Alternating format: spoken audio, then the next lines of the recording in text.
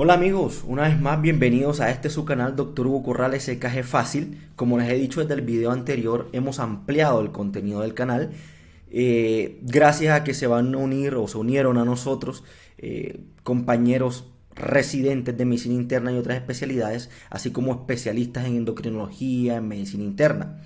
Asimismo, ustedes saben que yo soy médico, magíster en toxicología y residente de endocrinología, así que estaremos hablando de diversos temas. En el día de hoy, aprovechando pues que ya soy residente de segundo año en endocrinología, quise traerles este tema muy frecuente. Recuerden que nuestros videos van a ir dirigidos específicamente hacia el estudiante de pregrado en ciencias de la salud y hacia el médico general, tratando pues de ser una fuente rápida, precisa y confiable de información que le permita a ustedes poder abordar de mejor manera estas patologías frecuentes que se presentan en sus pacientes. Hoy vamos a hablar de una crisis hiperglicémica, específicamente de la cetoacidosis diabética. Los invito a suscribirse en mi canal en YouTube y seguirme en mis redes sociales. Esta es una cuenta que está avalada por la Universidad del Norte en Barranquilla, Colombia, donde tengo el enorme orgullo de ser profesor. La bibliografía básica que revisé y que les recomiendo, pues si quieren profundizar un poco más en la temática, son estos capítulos en UpToDate. Este artículo publicado en el 2020, un artículo de revisión por una referencia mundial en el tema del doctor Guillermo Pierres. Como les digo, los invito a suscribirse al canal y también a que revisen todo el contenido que tenemos. Tenemos un curso completo de electrocardiografía para que aprendan a leer e interpretar rápidamente un electrocardiograma, y justo antes de este video pueden revisar fisiología del páncreas endocrino y fisiopatología de la diabetes en esta lista que tengo de fisiología de endocrinología fácil. Y si quieren entender las insulinas, cómo funcionan, también tengo unos videos de insulina. Los invito a que vayan a verlo. Bueno, no siendo más, entremos en materia. Decidí hablar de este tema porque es una emergencia. Si bien es una emergencia endocrinológica, la emergencia endocrinológica más común, más frecuente, realmente en los servicios de urgencia quienes se van a enfrentar a esta patología inicialmente son los médicos generales. Por eso deben saberla manejar e identificar de manera temprana y oportuna. ¿Por qué se produce la cetoacidosis diabética? Bueno, por estas dos cosas. Uno, la falta absoluta o relativa de insulina, pero no solamente se produce por el déficit de insulina, sino por elevación de las hormonas contrarreguladoras. Cortisol, hormona de crecimiento, glucagón en especial, que tiene un papel crucial, todas estas, pero en especial el glucagón, y catecolaminas. Estos dos, disminución de la insulina con elevación de las hormonas contrarreguladoras, tenganlo claro, va a llevar a la triada clásica de esta patología, que es la hiperglicemia, acidosis metabólica y cetosis, de lo cual les hablaré de la fisiopatología un poco más en las próximas diapositivas. Y quiero que tengan claro que siempre busquen un precipitante en los pacientes con cetoacidosis diabética. Miren esto, cuando ustedes revisan la bibliografía, la mayoría de los libros le dicen que el prototipo de pacientes con cetoacidosis diabética son los pacientes diabéticos tipo 1. Incluso entre el 30 al 40% de los pacientes con diabetes tipo 1 debuta al diagnóstico de esta patología con una cetoacidosis diabética. Entonces, gran parte de los pacientes con cetoacidosis diabética que ustedes van a atender son pacientes que debutaron con esta situación de su diabetes tipo 1. Pero quiero aclarar lo siguiente. Recuerden que la prevalencia de diabetes tipo 2 es mucho mayor que la diabetes tipo 1. Incluso estudios recientes, específicamente en mi país, Colombia, por ejemplo, un estudio que se hizo en Medellín por el doctor Builes y colaboradores, mostró que el 68.5%, es decir, 2/3 o más de los pacientes con diagnóstico de cetoacidosis diabética hospitalizados son pacientes con diabetes mellitus tipo 2 y mayores de 40 años. ¿A qué voy con esto? Que quítense de la cabeza eso de creer que siempre cetoacidosis diabética es igual a diabetes tipo 1. No, Incluso la gran mayoría de pacientes que dependiendo del sitio donde laboren, que les va a llegar con cetoacidosis diabética son diabéticos tipo 2. Entonces, buscar siempre precipitantes. ¿Qué llevó a ese paciente con diabetes a que tuviera esta crisis hiperglicémica, esta complicación aguda? En la mayoría de las veces son infecciones del tracto respiratorio, infecciones del tracto urinario son las más frecuentes y también infecciones del tracto gastrointestinal. Muchas veces son pacientes que tienen vómitos, diarreas. Entonces, deben buscar como primera causa infecciones y esto puede cambiar dependiendo del país. Por ejemplo, miren que en Australia las infecciones solamente son culpables del 28%, mientras que en países como Indonesia son responsables hasta el 60%. Pero siempre busquen infecciones: tracto respiratorio, gastrointestinal o urinario. Otra causa muy frecuente, mala adherencia. Miren que en Australia el 40% y en los Estados Unidos hasta el 60% de los pacientes con cetoacidosis diabética es por mala adherencia. Desafortunadamente, hay mitos populares sobre la insulina que hace que los pacientes tengan miedo a utilizar la insulina. Como por ejemplo, la gente cree que la insulina deja ciego cuando realmente no es así. O muchos pacientes son reacios a utilizar la insulina por X o Y motivo. Eso hace que haya una mala adherencia al tratamiento. Y esto, por supuesto, favorece entonces que haya una crisis hiperglicemia. Entonces, buscar infecciones, buscar mala adherencia al tratamiento. Y dentro de las otras causas desencadenantes o precipitantes que deben buscar está infarto agudo del miocardio, accidente cerebrovascular, traumas y cirugía. Es muy frecuente que pacientes con infartos, con ACV, con trauma o cirugías mayores que tienen un antecedente de diabetes mellitus, durante estos episodios de estas otras enfermedades tengan una crisis hiperglicémica, por supuesto por la elevación de las hormonas contrarreguladoras que ocurren en esas patologías que les he mencionado. De tal manera pues que siempre quiero ser enfático en esto: todo paciente con cetoacidosis diabética busque precipitantes, ya sea infecciones, mala adherencia al tratamiento, diabetes mellitus de nueva aparición u otros desencadenantes como infarto, ACV, trauma o cirugía. Y deben tratar esos precipitantes, deben controlarlo. Si simplemente es un paciente que tenía mala adherencia, pues simplemente con colocarle, restablecerle el tratamiento va a mejorar. Pero si es un paciente cuya cetoacidosis fue precipitada por un infarto o por un ACV o por un trauma, si usted no mejora esa situación, difícilmente va a mejorar la cetoacidosis diabética. O si tiene una infección, si usted no trata la infección, no va a mejorar la cetoacidosis diabética. Entonces, pendiente con eso. No se focalicen solamente en la cetoacidosis diabética, sino en el precipitante, también deben controlarlo. En esta gráfica, si bien no pretendo profundizar en la fisiopatología, quiero mencionarle aspectos importantes para que entiendan la fisiopatología y por supuesto el tratamiento. 1. Hablemos de la hiperglicemia. ¿Por qué se produce la hiperglicemia descontrolada o esa crisis en estos pacientes? Por supuesto, hay déficit de insulina y elevación de las hormonas contrarreguladoras, como les he dicho, y eso es clave. Glucagón aumentado, insulina disminuida, junto a las otras hormonas contrarreguladoras aumentadas. 1. Recuerden que la insulina favorece el ingreso de la glucosa a los tejidos, como he explicado en un video que les digo que revisen en el canal. Si no hay insulina, la glucosa no puede entrar a los tejidos dependientes de insulina, como el tejido adiposo, el tejido muscular. Eso hace entonces que la glucosa se quede en la sangre y se eleva. Entonces, primera cosa que lleva a hiperglicemia.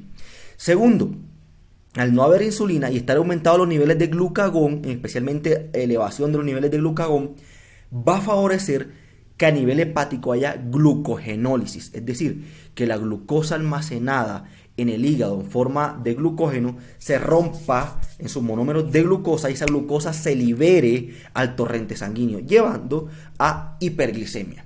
Y 3, la gluconeogénesis. La gluconeogénesis es la formación de glucosa a partir de sustratos que no son glucosa y que también se dan por lo mismo que les he dicho, déficit de insulina y elevación de las hormonas contrarreguladoras.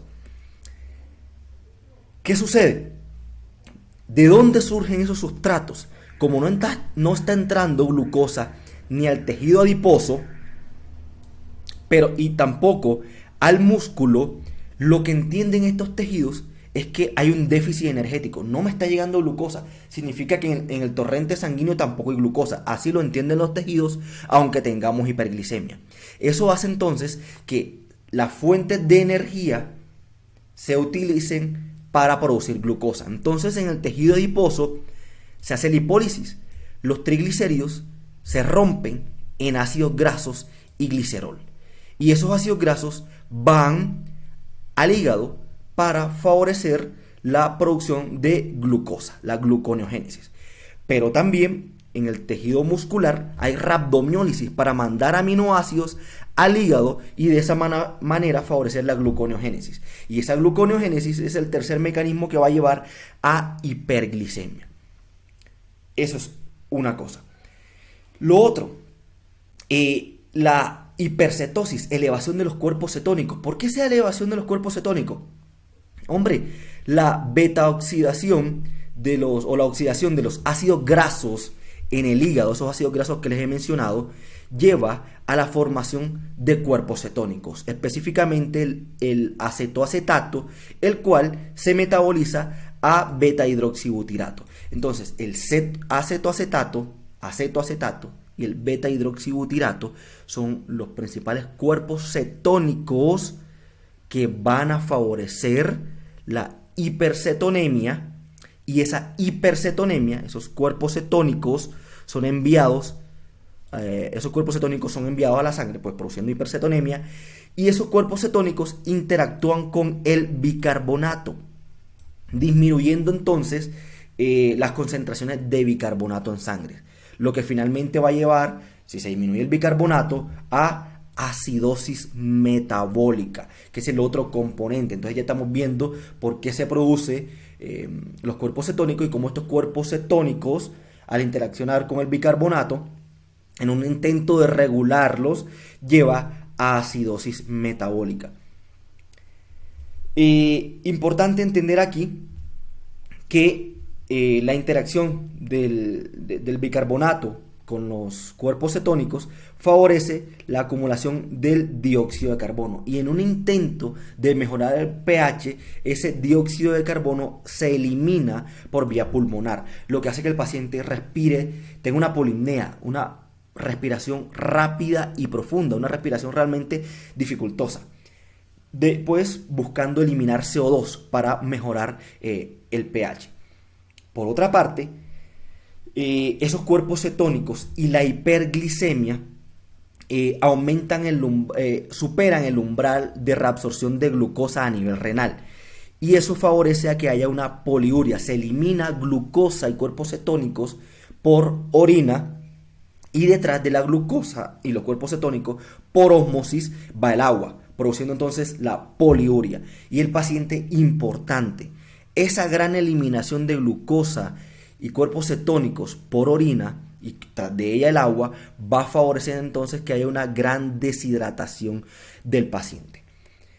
Otra cosa que quiero mencionar de la fisiopatología es que recuerden que la insulina favorece el ingreso del potasio a la célula gracias al aumento de la actividad de la bomba sodio-potasio ATPasa. Si la insulina en esta patología he dicho que está disminuida dramáticamente, eso va a hacer que el potasio no pueda ingresar a la célula.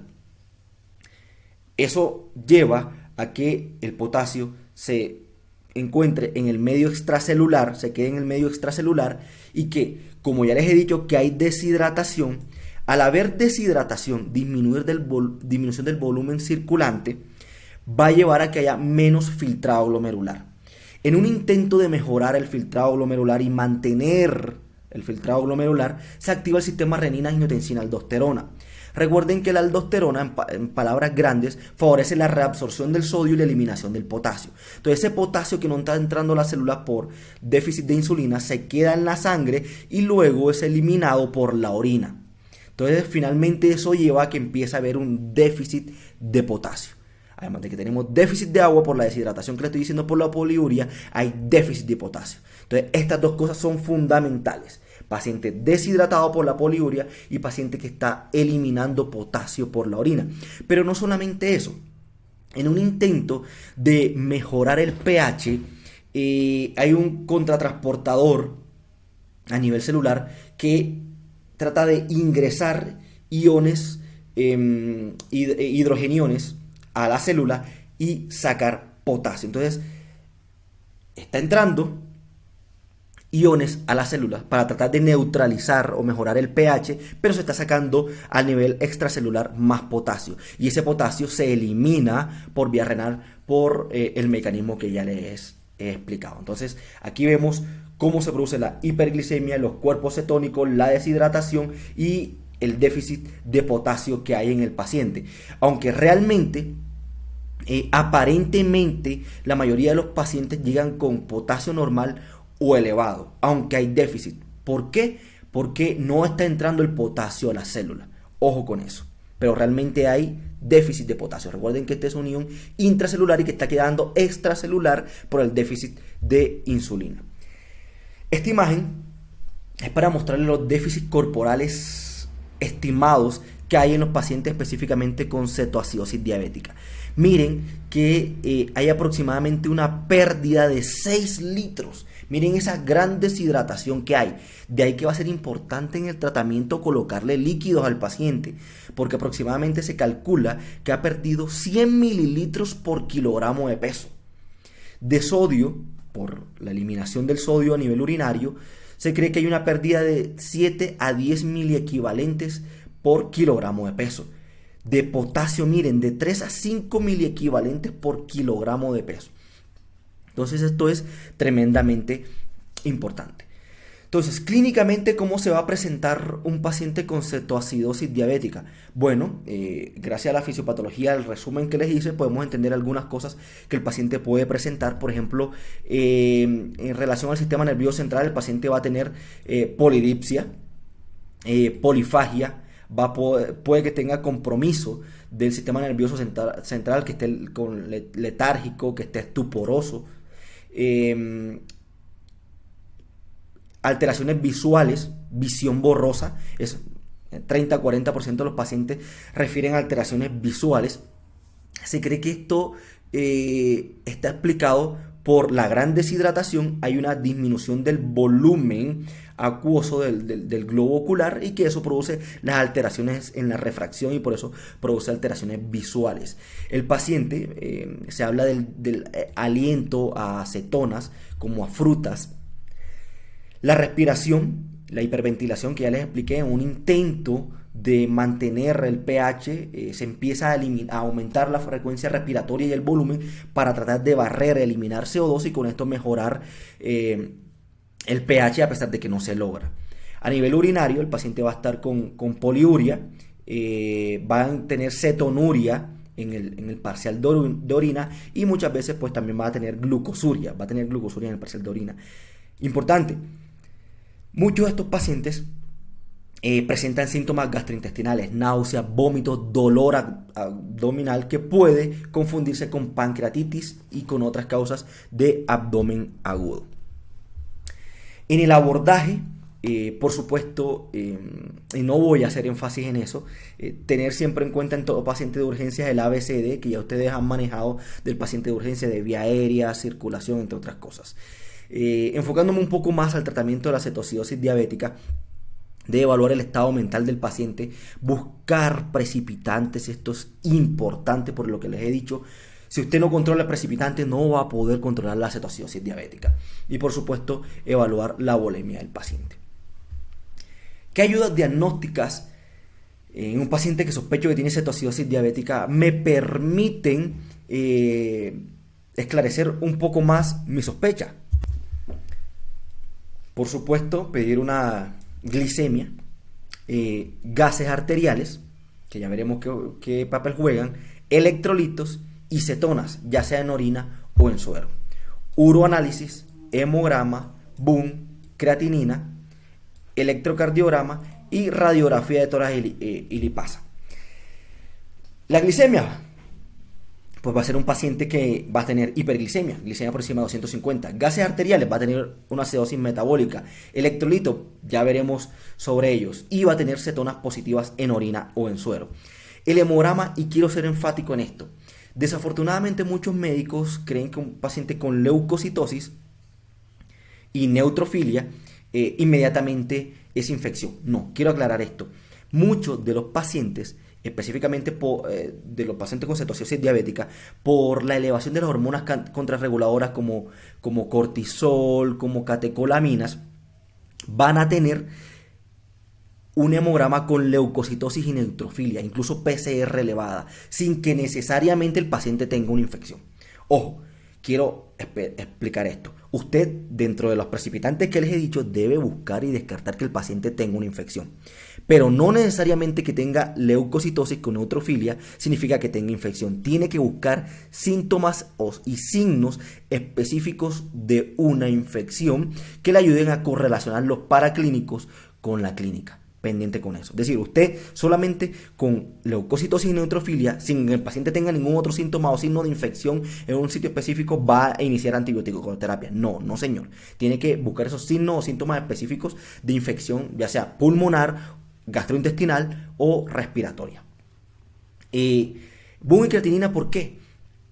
Estos pacientes, por la deshidratación, muchos de ellos van a tener una lesión renal aguda de origen prerrenal que aumenta la mortalidad. Entonces debemos vigilar eso.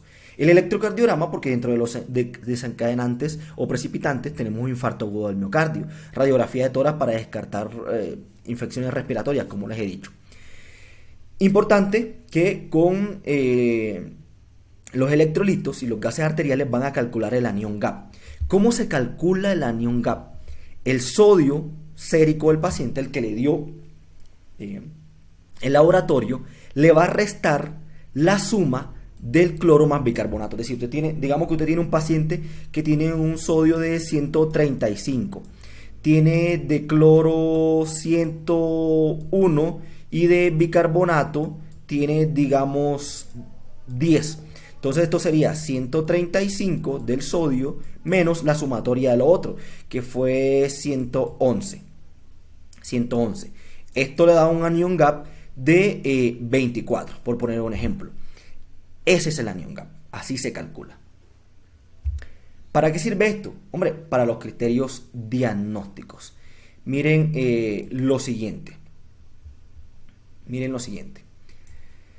La cetoacidosis puede ser leve, moderada o severa. Y hay varios criterios diagnósticos. Uno, el de la glicemia, que tiene una glicemia mayor o igual a 200 miligramos sobre decilitro. 250, perdón. Mayor o igual a 250 miligramos sobre decilitro. Ese es un criterio. Otro criterio diagnóstico, el pH arterial o venoso. Es leve cuando el pH está entre 7.25 y 7.3. Moderado cuando está entre 7.24 y 7. Y severo cuando es menor de 7. El bicarbonato puede ser entre 15 y 18 cuando es leve la cetoacidosis, entre 10 y 15 cuando es moderada y menor de 10 cuando es severa. Las cetonas en orina o en sangre van a estar positivas. En el caso de que tenga en el sitio donde trabaja beta hidroxibutirato, pues va a ser mayor a 3 milimoles por litro. Y el anion gap, miren, mayor de 10 para leve y mayor de 12 para moderada o severa. En el caso de el estado de conciencia, miren que en la cetoacidosis leve el paciente va a estar alerta. En la cetoacidosis moderada puede estar alerta o puede estar disminuido, alterado. El estado de conciencia puede estar, por ejemplo, cuando está en severa, puede estar en estupor o coma. O puede estar el paciente somnoliento, incluso en el paciente con cetoacidosis moderada. Entonces, listo. Criterios diagnósticos. Glucosa. pH, bicarbonato, cetonas en orinas o en sangre y anión GAP son fundamental. Si tiene beta hidroxibutirato, pues perfecto para esto. Y luego lo del estado mental.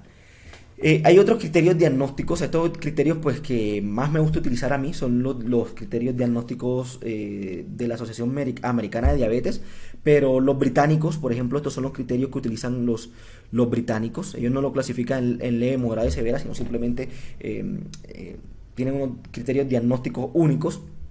Y también la sociedad pediátrica. Aquí están los criterios para la población pediátrica.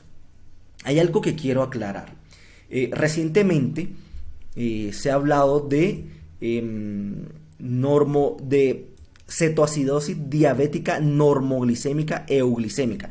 No voy a encargarme de eso en este video, pero quiero explicarlo. Es decir, son pacientes que tienen criterios de cetoacidosis diabética, pero que no tienen la glicemia por encima de 250 miligramos sobre decilitro. ¿Cuáles son esos pacientes que pueden presentar esta situación? Pacientes en inanición, pacientes embarazadas, pacientes parcialmente tratados con insulina y que es de los pacientes más frecuentes, los pacientes que están utilizando inhibidores de SGLT2. Recuerden que los inhibidores de SGLT2 favorecen la glucosuria y esa glucosuria entonces impide que la glicemia se eleve por encima de 250 miligramos por decilitro, a pesar de que el paciente tenga una acidosis metabólica secundaria a una cetoacidosis diabética. Eso lo hablaré en otro video. En relación a los cuerpos cetónicos en orina, específicamente los cuerpos cetónicos que se miden en el parcial de orina, quiero especificar esto. Esa prueba, prueba del nitroprusiato, mide específicamente acetoacetato y no mide beta hidroxibutirato. No mide beta hidroxibutirato. Ni tampoco mide acetona. Por tanto, puede dar muchos falsos positivos y falsos negativos. Lo ideal, pero desafortunadamente no lo tenemos en la mayoría de los sitios, es la medición del beta hidroxibutirato en sangre. Falsos positivos de esa medición de cuerpos cetónicos en orina. El captopril, pacientes que están tomando captopril, que están tomando valproato. Falsos negativos, pacientes con cetoacidosis diabética severa. Entonces miren que paciente con cetoacidosis diabética severa, que cumple todos los demás criterios, puede que no le dé aparentemente positivo las cetonas en orinas, pero eso fue realmente un falso negativo. Entonces, a tener en cuenta. Recomendación: si un paciente cumple los criterios para cetoacidosis diabética que les he mencionado, lo van a clasificar como leve, moderada o severa, de acuerdo al que esté peor, con un criterio de severidad que cumpla mayor dentro de todos, lo clasifican como eso. Si tiene un criterio de severo, cumple todos los criterios para cetoacidosis diabética y tiene un criterio dentro de la clasificación de severo, trátenlo o clasifíquenlo como severo. En el abordaje terapéutico, importante, teniendo en cuenta la fisiopatología que les he dicho, miren estos pilares. Fluidos, tremendamente importante, y lo primero es fluidos. Lo siguiente, niveles de potasio. 3, insulina. Y 4, ya un cuestionado y de lo que no voy a hablar mucho, es el bicarbonato. El bicarbonato lo voy a mencionar de primero, pero esto realmente tiene muy poca evidencia y no se centren mucho en esto de tratar de dar bicarbonato al paciente. Se utiliza sobre todo en pacientes que tienen un pH menor a 6.9. Con las dosis que están aquí de diluir 100 milimoles de bicarbonato en 400 mililitros de agua y adicionar 20 mil equivalentes de potasio, porque recuerden que dar bicarbonato disminuye el potasio. Pero, le repito, eso realmente es controvertido, no tiene evidencia. Voy a centrarme en las cosas que más tiene evidencia. Y voy a centrarme en lo que dicen las guías. Es decir, muchas de las cosas que voy a mencionar es lo que recomienda la guía. Sin embargo, hay estudios con poca evidencia que sugieren que sugerirían otras cosas y que después les menciono. Esta imagen es para mostrarles, miren, de las cosas que más matan al paciente con cetoacidosis diabética y a las cuales tenemos que evitar. Miren quién tiene el OR más elevado, la lesión renal aguda, 5.7. Recuerden que les he dicho que la lesión renal aguda de estos pacientes es entre otras cosas, por la deshidratación. Entonces es tremendamente importante colocarle volumen al paciente y vigilar que orine, vigilar que el paciente esté hidratado. De las otras cosas que aumentan la mortalidad, el potasio. Entonces, por favor, primero, hidraten bien al paciente, hidrátenlo bien y ya le diré cómo. Lo otro, el potasio. Por favor, eviten la hipocalemia. Recuerden que les he dicho que estos pacientes tienen déficit de potasio, a pesar de que el potasio está normal o elevado en sangre. Ya les expliqué por qué. Entonces, antes de colocar la insulina, recuerden que la insulina hace que el potasio entre a la célula, con lo que disminuiría en sangre. Y la hipocalemia, la disminución del potasio en sangre, favorece las arritmias y por tanto mortalidad. Entonces, si no tiene los niveles de potasio, todavía no inicie la insulina hasta que tenga los niveles de potasio, por favor. De las otras cosas que genera mortalidad o que aumenta la mortalidad es la hipoglicemia.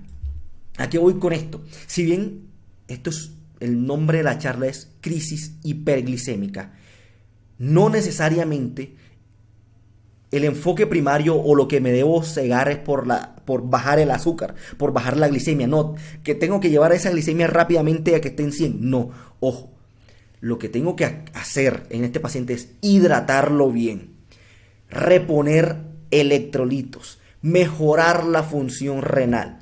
Esto es, mejorar el pH, el bicarbonato. Y luego sí, como otro objetivo, ir pues mejorando la glicemia. Pero no es el objetivo principal, a pesar de que se llama cetoacidosis diabética. Porque muchas veces nos dejamos llevar. Tenía la glicemia en 500, quiero tenerla ya en 2 horas en 100. No, eso no va a ayudar al paciente, porque la hipoglicemia va a aumentar la mortalidad. Yo lo que quiero es hidratar al paciente, reponer los electrolitos y mejorar el equilibrio ácido-básico y, por supuesto, como otro objetivo, mejorar la glicemia. Pero eso vamos con calma.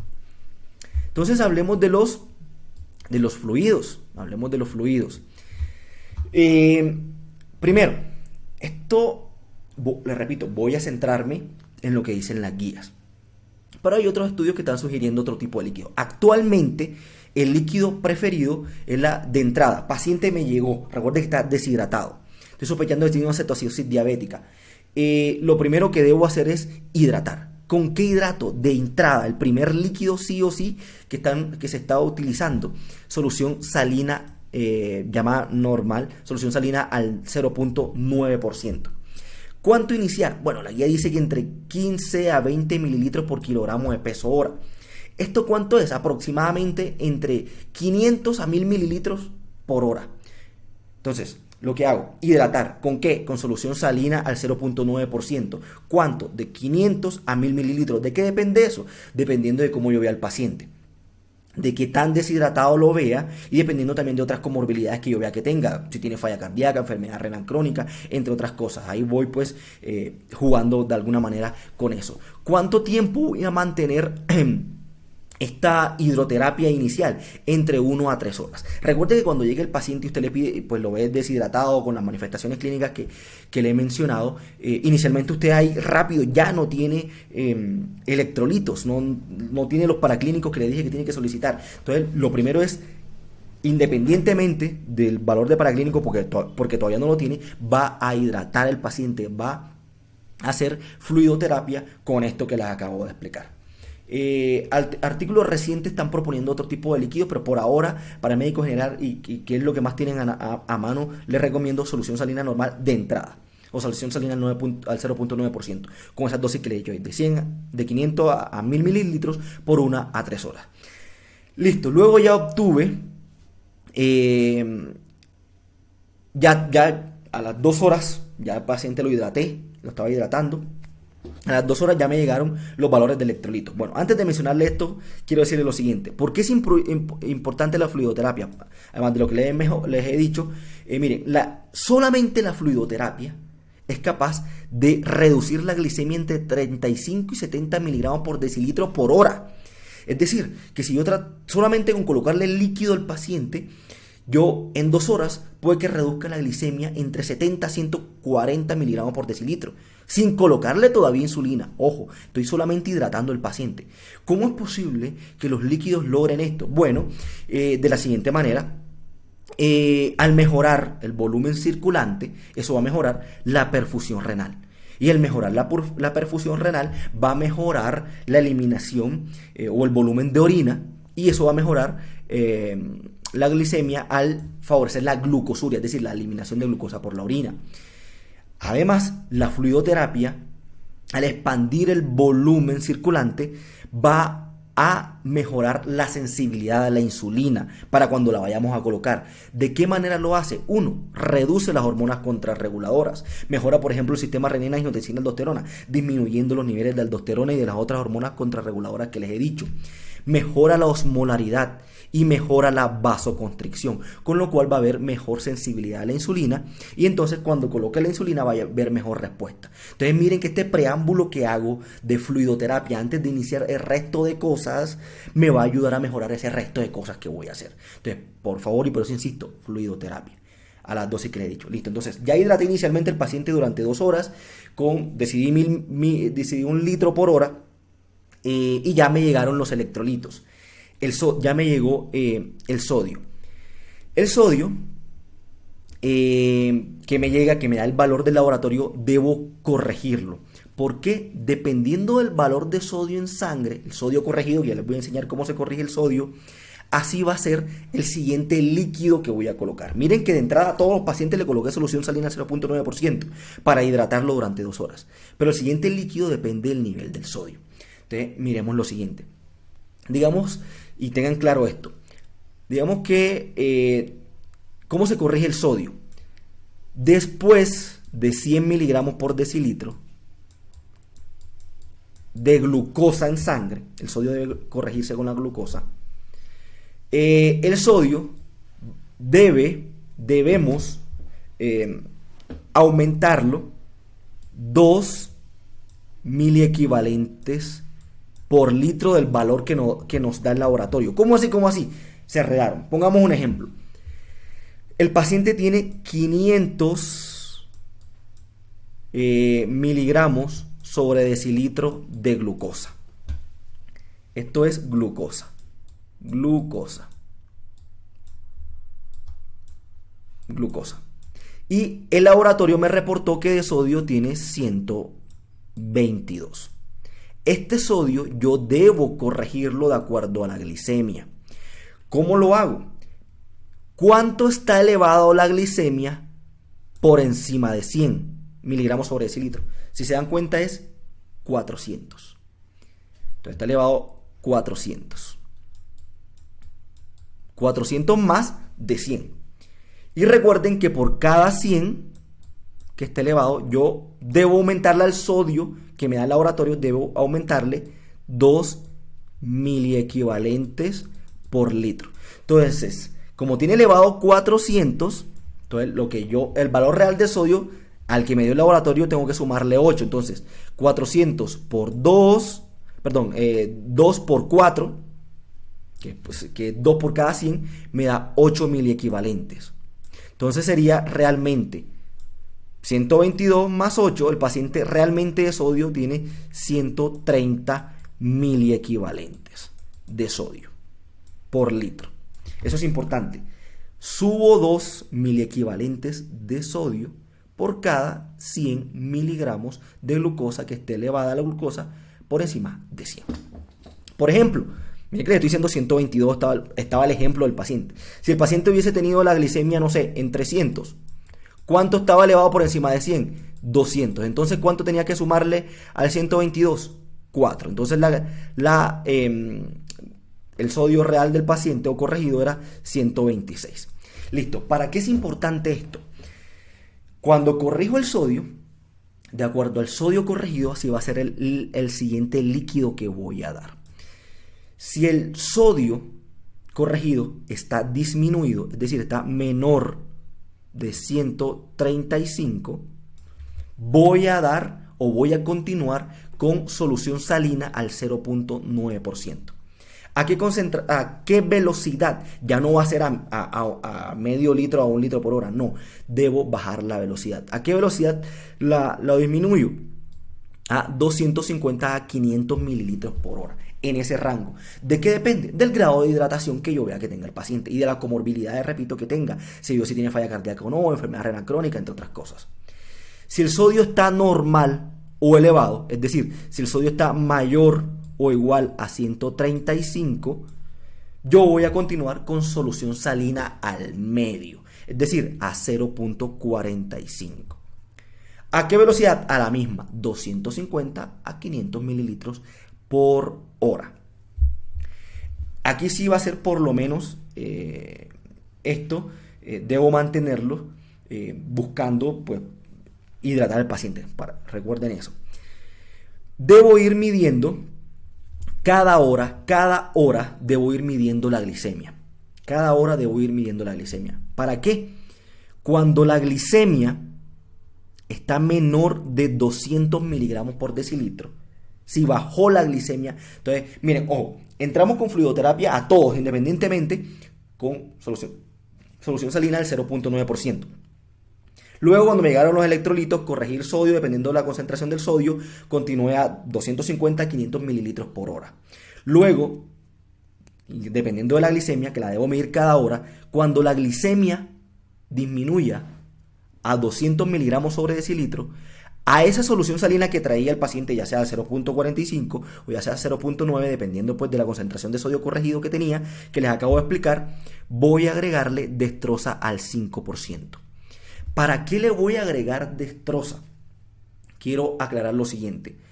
En el paciente con cetoacidosis diabética, recuerden que queremos corregir la deshidratación, el trastorno electrolítico y el equilibrio ácido-básico. Y que pues también la hiperglicemia. Pero desafortunadamente la hiperglicemia se corrige mucho antes de que se corrija la cetoacidosis diabética. Entonces, debemos mantener la insulina, a pesar de que la glicemia esté por debajo de 200. Pero tampoco quiero llevar al paciente hipoglicemia, entonces le coloco dextrosa y voy a mantener los líquidos entre 150 a 250 mililitros por hora. ¿Y a qué rata de velocidad coloco la dextrosa? Hombre, trato de mantener que la glicemia esté entre 140 a 200 miligramos por decilitro hasta la resolución de la cetoacidosis diabética. Ahorita les hablaré cuáles son los criterios de resolución de la cetoacidosis diabética. Importante, debo estar chequeando por lo menos cada 2 a 4 horas electrolitos, BUN, pH venoso, y en esto, importante, los primeros gases, y sobre todo pues si están evaluando oxigenación, deberían ser arteriales. Pero la literatura dice ya que específicamente si lo que estamos evaluando es cetoacidosis diabética, el control y el seguimiento puede hacerse con gases venosos. No hay realmente una diferencia significativa comparado con los gases arteriales. Sí, pero los gases venosos, por supuesto, son menos dolorosos, la técnica de obtención es más fácil, entre otras cosas. Entonces se recomienda seguimiento con pH venoso. También debe evaluarse la creatinina y la glicemia, como les he dicho. Ahora, potasio. Entonces primero fluido, coloqué fluido. Inicié con solución salina normal, luego pasé a solución salina dependiendo de la cantidad de sodio. Y bueno, potasio. A las 2 horas de la hidratación que le estaba dando al paciente de la fluidoterapia, ya me llegaron cuál es el nivel de potasio del paciente. Listo. Ojo, miren, en este orden tienen que estar pendientes de las cosas. El potasio. Si está menor de 3.3, no puedo iniciar la insulina.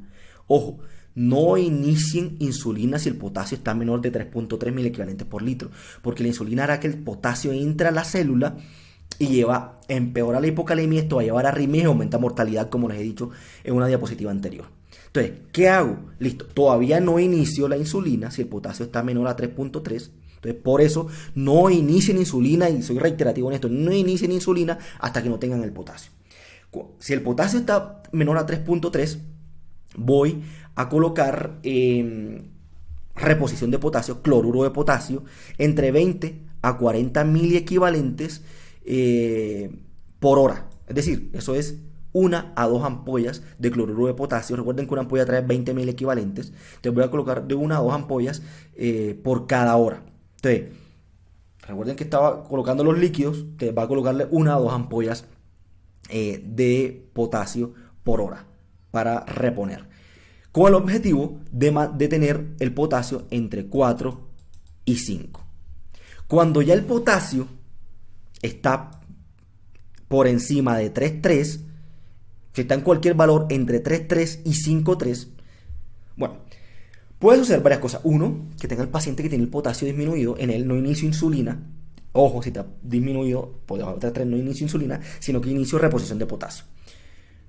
Cuando ya el potasio está normal, es decir, está entre 3.3 y 5.3, o de entrada el paciente tenía ese valor de 3.3 y 5.3, en estos pacientes sí puedo iniciar la reposición de insulina. Sí puedo iniciar la insulina, perdón. Pero además de iniciar la insulina, como por supuesto esa insulina va a hacer que el potasio entre las células, debo hacer reposición de potasio. ¿Cómo lo hago? De 20 a 30.000 equivalentes por cada litro de fluido.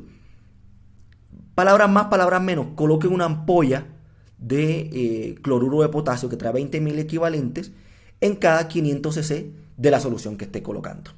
Y así, de esa manera, va a reponer 20.000 equivalentes, o de 20 a 40.000 equivalentes por cada litro de solución que esté colocando. Yo repito, va a reponer una ampolla de cloruro de potasio, 20.000 equivalentes, en cada bolsa de 500 mililitros de cualquier líquido que esté utilizando, con el objetivo de mantener el potasio entre 4 a 5.000 equivalentes. Por eso cada 2 horas debe ir midiendo los niveles de potasio, a ver cómo está.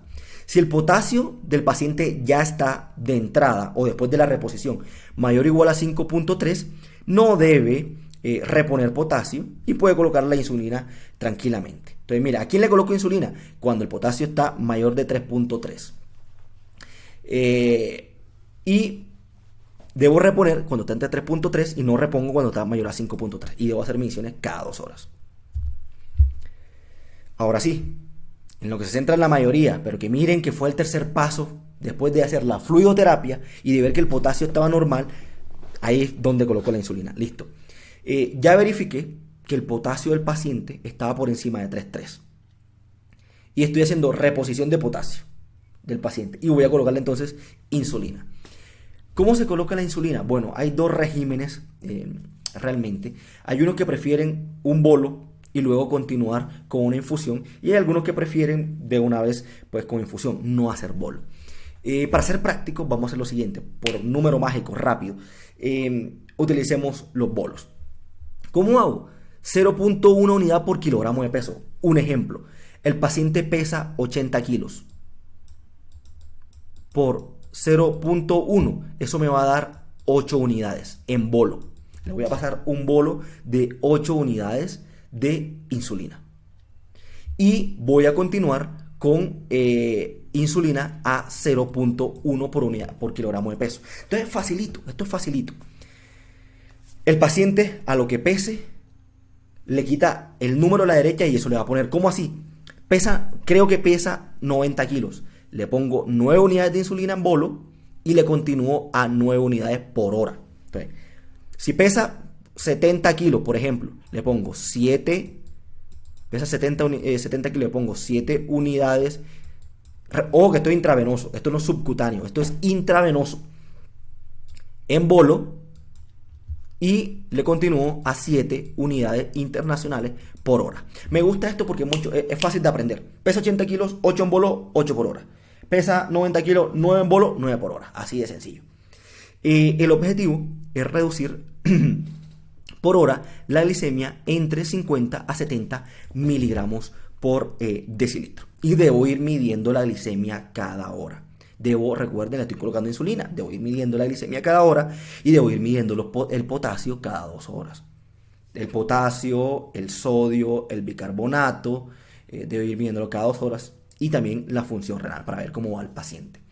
Entonces, cada 2 horas que pido, sodio, cada 2 a 4 horas, sodio, potasio, gases venosos, función renal. Y cada hora la glicemia. Cuando la glicemia ya alcanzó 200 miligramos sobre decilitro, recuerden que en ese momento debo 1 a los líquidos que le estoy poniendo, solución salina al 0.45 o al 0.9, dependiendo del sodio corregido del paciente, debo agregarle dextrosa para mantener una glicemia entre 140 y 200. Es decir, a pesar de que la glicemia ya está menor de 200, si no cumple criterios de resolución, debo continuar la infusión de insulina. Miren que el objetivo mío no es llevar la glicemia a la normalidad. El objetivo mío es hidratar al paciente, controlar los electrolitos y mejorar el equilibrio ácido-base. Entonces, si la glicemia bajó por debajo de 200 y no tiene criterios de resolución, que ya se lo mencionaré más adelante, debo continuar la infusión de insulina para mejorar el equilibrio ácido-base. Y como la insulina me va a llevar a hipoglicemia, para evitar que se produzca la hipoglicemia, que me aumente la mortalidad, debo darle dextrosa. Dextrosa junto a los líquidos que le estoy dando y el potasio a una velocidad de entre 150 a 250 mililitros y mantener una glicemia entre 150 y 200 miligramos sobre decilitro. Entonces, ¿cuánta dextrosa le voy a colocar? Dextrosa al 5%. ¿Cuánta cantidad? No hay un número exacto, eso depende del paciente, del peso del paciente. Entonces usted lo que debe ir controlando la glicemia y le aumenta o le disminuye a la cantidad de glucosa que le está dando el paciente, dependiendo de si está del valor entre 150 y 200 miligramos por decilitro, que es el objetivo. ¿Hasta cuándo? Hasta la resolución de la cetoacidosis diabética. Listo. ¿Cuándo sé que resolvió la cetoacidosis diabética? Los criterios clásicos de cetoacidosis diabética es que una glicemia menor de 200 miligramos sobre decilitro, bicarbonato venoso, bicarbonato mayor o igual a 18, pH mayor o igual a 7.3 y un anion gap, como les enseñaré a calcular el anion gap, menor de 12. Estos son los criterios clásicos que se utilizan y que posiblemente le van a preguntar en los parciales y el resto de cosas. Sin embargo, quiero aclarar que un PRS en el artículo que les comenté del 2020, incluso UpToDate, es un poco más atrevido, por decirlo así. UpToDate no les menciona estos criterios clásicos, sino que UpToDate va a un criterio que está empezando a utilizarse y que posiblemente en un futuro sea el que más se utilice, que es, uno, la medición directa del beta hidroxibutirato, que sea menor a 1 milimol por litro. Desafortunadamente, en la mayoría de los sitios no tenemos beta hidroxibutirato sérico y es bastante costoso. Si usted lo tiene, pues en su sitio de trabajo, magnífico, puede utilizarlo como criterio de resolución, porque miren que he sido enfático. Lo que yo quiero resolver es la cetoacidosis diabética y la acidosis metabólica en el paciente, es lo que quiero resolver. Y esa cetoacidosis metabólica fue producto de los cuerpos cetónicos. Entonces lo que tengo que hacer es disminuir los cuerpos cetónicos y así se va a resolver la acidosis metabólica. Entonces, si el beta hidroxibutirato sérico es menor de eso, pues ya se propone que se resolvió la cetoacidosis diabética. Otro criterio alternativo que repito que va a ser de los que más se van a utilizar y que me parece mucho más práctico y estoy de acuerdo, la normalización del anion gap. ¿En qué justifican esto? Miren, realmente, algunos documentos lo van a conseguir como brecha aniónica o anion gap, es lo mismo. Realmente lo que eleva el anion gap es el aumento de los cuerpos cetónicos, los cuales llevan a la acidosis metabólica. En ese orden de ideas, si los cuerpos cetónicos disminuyen, va a disminuir o va a normalizarse el anion gap. Y por eso se está tomando como posible criterio de resolución. ¿Por qué también se está proponiendo este criterio? Porque miren que les he hablado de cetoacidosis diabética normoglicémica, es decir, que la glicemia esté menor de 200, tomarlo como criterio de resolución, sí, pero no. Y más que miren que les he mencionado que aunque la glicemia baje por debajo de 200, yo voy a continuar la infusión de insulina hasta que mejore o disminuyan los cuerpos cetónicos. Muchos de los pacientes van a tener una acidosis hiperclorémica, secundario a la gran cantidad de cloruro que tiene la solución salina normal. Que entre otras cosas, por eso se está proponiendo reemplazar el uso de la solución salina normal a otros líquidos. Entonces, realmente puede que el paciente ya resolvió su cetoacidosis diabética, que ya no tiene cuerpos cetónicos en sangre que lo estén llevando a acidosis metabólica, pero que tiene una acidosis por hipercloremia. Entonces, por eso se está proponiendo que la resolución del anión GAP pueda ser utilizado como criterio. Pero repito, esto todavía es controversial. Ya veremos en un futuro qué pasa. Si les preguntan en el examen cualquier cosa, estos son los criterios clásicos que deben de aprenderse. Y por supuesto, otro criterio de resolución es que el paciente haya resuelto si tiene alteración de la conciencia, que eso haya resuelto y que el paciente sea capaz de comer. Listo. ¿Cuándo y cómo hacer transición a basal-bolo? Miren que la insulina que les decía era intravenosa. Primero el bolo e infusión. Ahora, ¿cuándo lo paso al basal-bolo?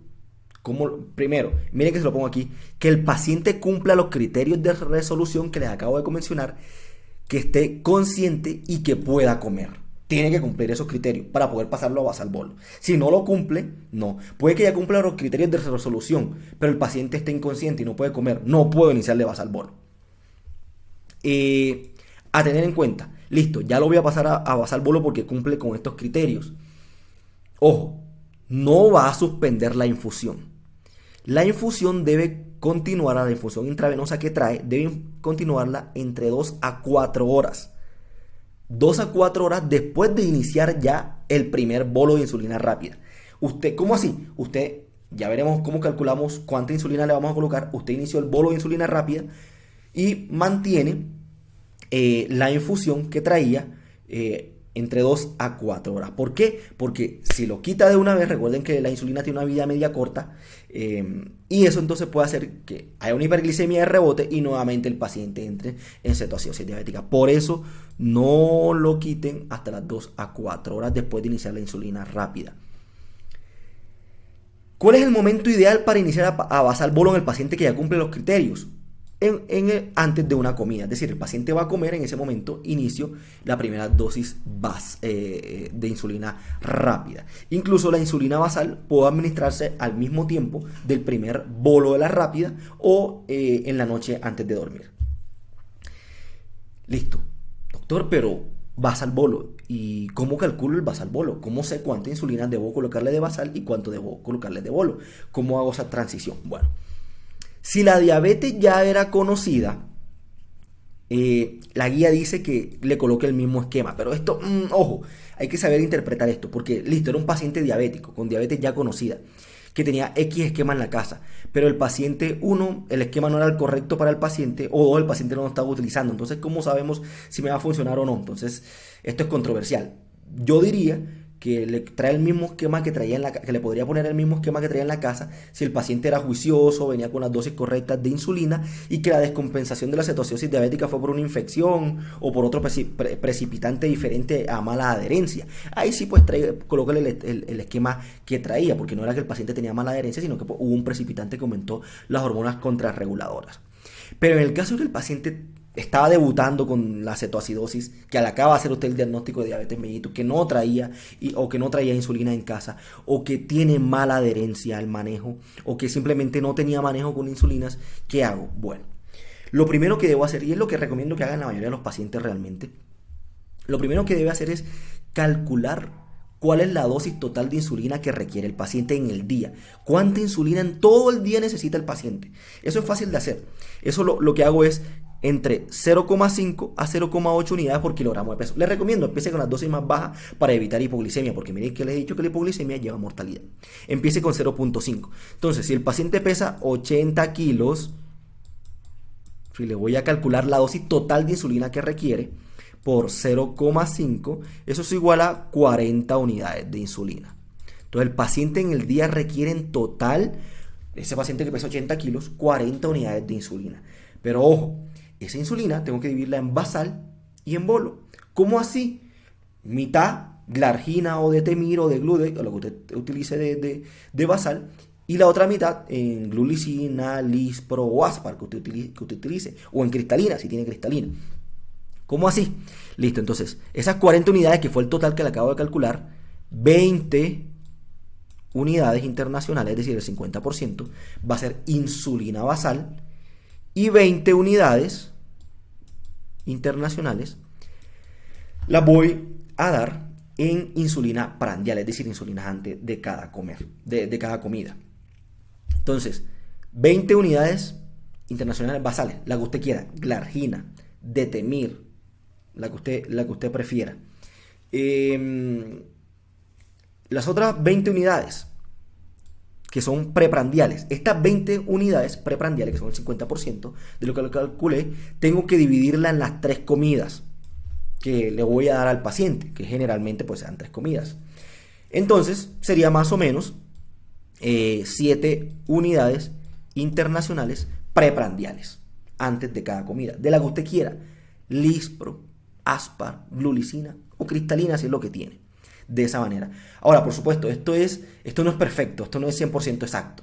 Usted aumenta o disminuye la insulina basal o las insulinas preprandiales dependiendo de las glucometrías. Este paciente ahora hay que hacerle glucometrías postprandiales 2 horas después de cada comida y una glucometría basal para saber entonces cómo ajusto. Recuerden que la insulina basal la ajusto de acuerdo a los niveles de glicemia en ayunas, y las insulinas prandiales las ajusto de acuerdo a los niveles de glicemia 2 horas después de comer. Y así puedo aumentar o disminuir esto dependiendo de los valores del paciente. Para mayor detalle de esto, vayan a mis videos de farmacología de la insulina que encuentran en el canal. Finalmente, para romper un mito que muchos pacientes tienen, quiero darle un dato que me pareció extraordinario. Imagínense que antes del descubrimiento de la insulina por estos 2 doctores, que ya cumplen 100 años del descubrimiento de la insulina, la mortalidad de la cetoacidosis diabética era mayor al 90%.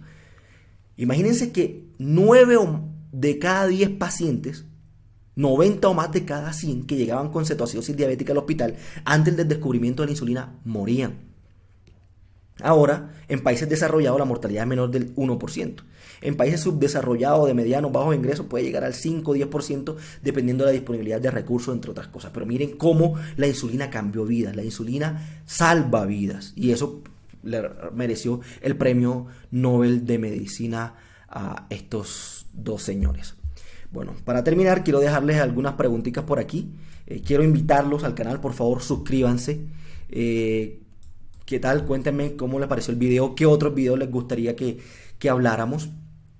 Les dejo esta pregunta. ¿Cuál de los siguientes es un criterio diagnóstico de cetoacidosis diabética? ¿Y cuál de los siguientes es un criterio de resolución de la cetoacidosis diabética? Listo, amigos, muchas gracias. Hasta la próxima. No olviden suscribirse a mi canal.